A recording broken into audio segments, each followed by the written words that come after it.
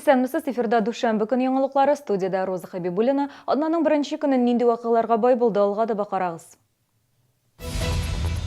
Октябрь башында өйдән чыгып киткәннәр элемтәгә кермиләр. Чаллыда 2 яшүсмер кызны эзлиләр. Ит, сөт, бал яшелчәләрне кулай бәядән авыл хуҗалыгы ярминкәләре дәвам итә. Социаль шилтәрдә Чаллы турында татарча кыска видеолар барлыкка килә. Шәһәргә республика яшьләре арасында популяр блогерлар килде. Чаллы полиция хезмәткәрләре 2 яшүсмер кызны эзли. Алар октябрь башында өйдән чыгып китә, һаман да кайтмаганнар. Әниләре эчке эшләр идарәсенә гаризаны 26 октябрьдә язган. Берсе 16 яшьлек Элеонора Фрейберг 6 октябрьдә югалган. Буе 170 см, ябык гәүдәле, зәңгәр күзле. Борында алкам, ачык сары төсле куртка, джинс чалбар кигән. Икенчесе 14 яшьлек Мария Земляных өйдән 10 октябрьдә чыгып китә. Кара чәчле, күзләре көрән. Яшүсмерләр социаль шилтәрдәге аккаунтларына кергәли. Әмма элемтәгә чыкмый. Алар турында мәгълүмат белүчеләр полицияга мөрәҗәгать итә ала. Бу 2 кыз бала, алар дуслар һәм бергә киткәннәр. Бу балалары укыйлар мәктәптә, икесе дә, семьялары, әниләре белән генә тәрбияләнәләр. Быел халык контроле порталына шәһәрдәшләрдән 4000-гә якын хат килгән. Дәүләт мәгълүмати системасында билгеле бер урынны чүп-чардан чистартуларын, яктырткыч баганаларын урнаштыруны сораганнар, тукталыш павильоннарының начар хәлдә булуына, җәмәгать транспорты җитмәүгә зарланганнар. Әлеге зорлар ярдәмендә түрәләр 6 маршрут хәрәкәтенә үзгәрешләр керткән. Автобуслар санын арттырган, берничә урында өмәләр уздырылган, яктырткыч баганалары урнаштырылган. Зарланулар саны ел сайын арта бара. Внимательно учитывать все обращения в народный контроль мы можем. Финансовые возможности и республиканские муниципальные программы для этого и существуют.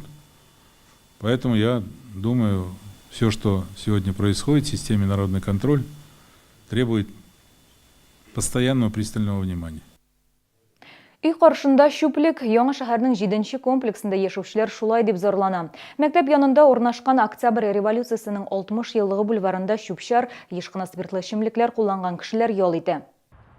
Күп еллар элек утыртылган агачлар янында элек активистлар җыелган, бу районның үзәге булып торган. Биредә шәһәрдәшләр гаиләләре белән ял иткән, әмма хәзер бульвар чүплеккә әйләнә бара. Территорияны өмәләр вакытында мәктәп укучылары һәм битараф булмаган шәһәрдәшләр җыештыра. Это вот этот, что ли, бульвар? Ну уж, конечно, не так. Здесь ничего красивого нет. Ну, монда җыештырырга кирәк. Монда балалар күп йөриләр. Монда мәктәп, монда менә спорт комплексы. Әлеге проблеманы хәл итүгә җирле үзидарә советы рәисе алынган. Бульварны төзекләндерү проекты Россия күләм бәйгегә җибәрелгән, әмма җиңү яуламаган. Хәзер бөтен өмет республика күләм конкурска. Республика программасына кертергә тырыштык. 21 елга туры килер микән инде ул, 22 елга туры килер микән. Чөнки беренче условие йортларның фасадын ремонтлау. Йортларның фасадын ремонтласалар, менә территорияны, менә шушы җирлекне ремонтлый башлыйлар. 5 еллык программа 2018 елда башлана. Төрле бюджетлардан финанс ярдәме бирелер дип көтелә. Гүзәл Шихапова, Луиза Сафуанова, Ленар Султанов, яңалыклар. Быел сәнәгать зонасында хлебный проездын төзекләндерәчәкләр. 5 октябрьдә Моны шәһәрләр үсеш фонды белән килешүгә кул куелды. Фонд бу максатларга 133 миллион сум акча бүлеп бирәчәк. Фонд белән барлыгы 2 миллиард сумлык килешүләр төзелгән. Инвестициялар җәлеп итүгә Чаллының алдынгы үстерелешле территория булуы да зур йогынты ясый. Бүген резидентлар саны 15-кә җитте. Резидентами ТАССР инвестировано в экономику города 13,6 миллиардов рублей. Создано 2258 рабочих мест. В бюджет города дополнительно поступило около 17 миллионов рублей налога на доходы физических лиц. ТАССР «Набережные Челны» лидирует среди моногородов России по числу компаний-резидентов. Авыл хуҗалыгы ярминкәләре дәвам итә. Шимбә көнне Тукай, Актаныш, Минзәлә, Мөслим, Сарман районнары фермерлары Чаллыга үзләре җитештергән экологик чиста продукция алып килде. Шәһәрдәшләр ит, сөт ризыклары, яшелчәләр һәм башка товарларны авыл хуҗалыгы министрлыгы куйган түбән бәядән сатып алды.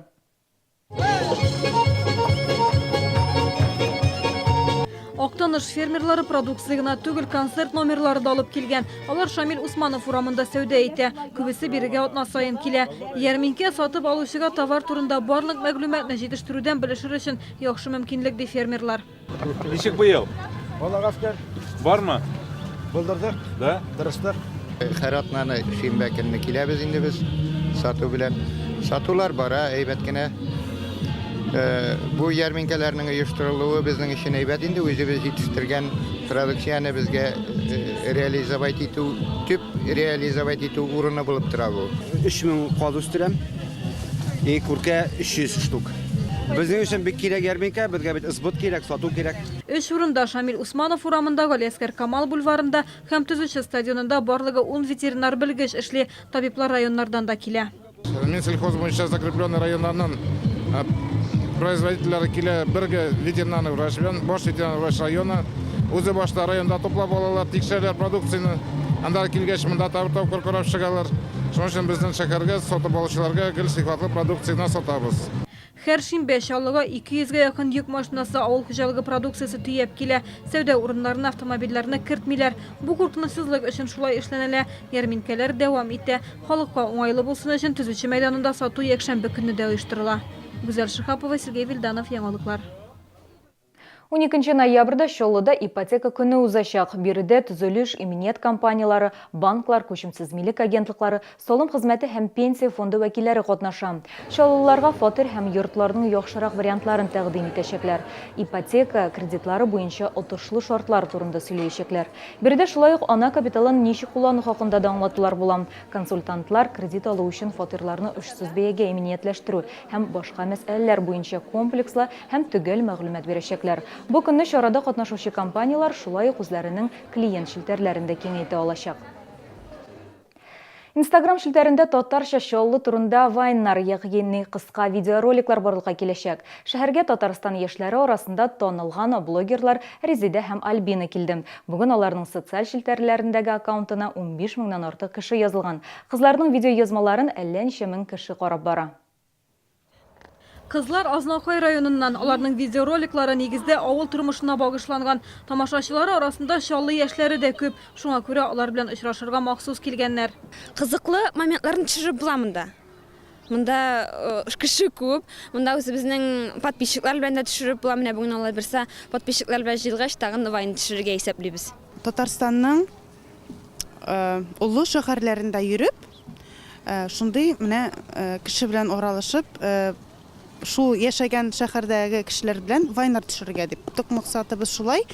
Һәрбер Чаллыдан кеше күп безнең. Подписчикларыбыз күп, безне яраталар, безне кунакка чакырдылар. Республика шәһәрләреннән иң беренче Чаллыда тукталганнар. Язмаларда шәһәрнең матур урыннары, кешеләре катнаша. Кызлар белдерүенчә, барлык видеоларда татар телендә төшерелә. Роликлар гыйбрәтле, шул ук вакытта кызыклы да. Татар телен якынсы килә, күрсәтәсе килә татар теленең ничек матур икәнен. Безнең нигә без төшерәбез вайн, ул безнең хобби дип әйтим. Безнең күңелгә ятышлы эш. Чаллыда төшерелгән беренче вайн Instagram шелтәрендә урнаштырылган инде. Бер тәүлек эчендә аны 14 меңнән артык кеше караган. Гүзәл Шихапова, Сергей Вильданов, яңалыклар. Укучыларның көзге каникуллары башланды. Уку вакытында җитешмәгән җирләргә бару өчен менә дигән форсат.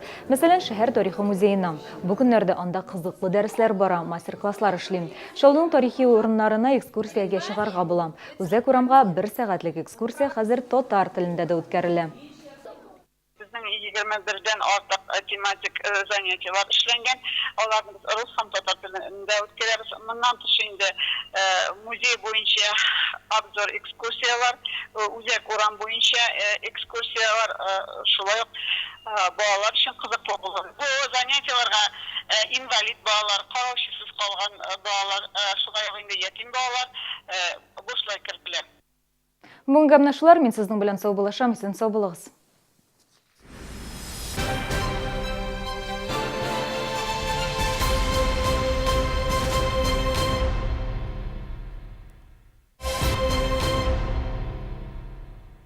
20 ноября классический русский балет Москвы в Набережных Челнах. Лебединое озеро на подмостках Дворца культуры КамАЗ. В магазине «Зима» новое поступление дубленок, норковых и мутоновых шуб, а на куртки и пальто гигантские скидки, плюс пуховик в подарок. «Зима», ТЦ «Палитра», 3-й этаж. Срочно! Продается трехэтажное отдельно стоящее здание в черте города Набережные Челны. Возможно, продажа с арендатором и частичная отсрочка платежа.